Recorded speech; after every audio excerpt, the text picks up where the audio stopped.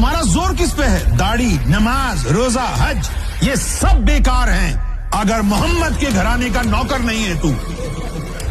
अगर अली का नौकर नहीं है, हुसैन का नौकर नहीं है, ये दाढ़ियां, ये नमाजें, ये हज, ये कुरान सब बेकार है। नायक के सौरभ शुक्ला, अगर मान भी लिया जाए कि दाढ़ी टोपी अहले बैत की मोहब्बत के बगैर नफ़ा नहीं देगी, तो सवाल ये है कि तेरे दिल में तो अहले बैत की बहुत मोहब्बत है, हज़रत अली की बहुत मोहब्बत है, तेरी दाढ़ी और नमाज़ें कहाँ हैं? तो ये तो रख लेनी चाहिए थी अब तक। और ये तेरे मानने वाले लोग ये समझते हैं कि ये जो है वो सूफिज़म के तरीके पे लोगों को चला रहा है। अब इसके मानने वालों को ज़रा एक दफ़ा आप देख लीजिए।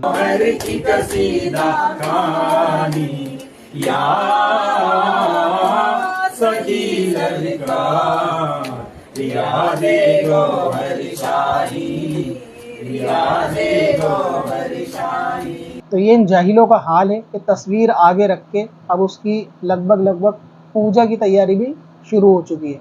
और ये यहूदियों का एजेंट जो अपने मुल्क से भागकर यहूदियों की गोद में बैठकर कुफ्र और शिर्क के दर्स देता है।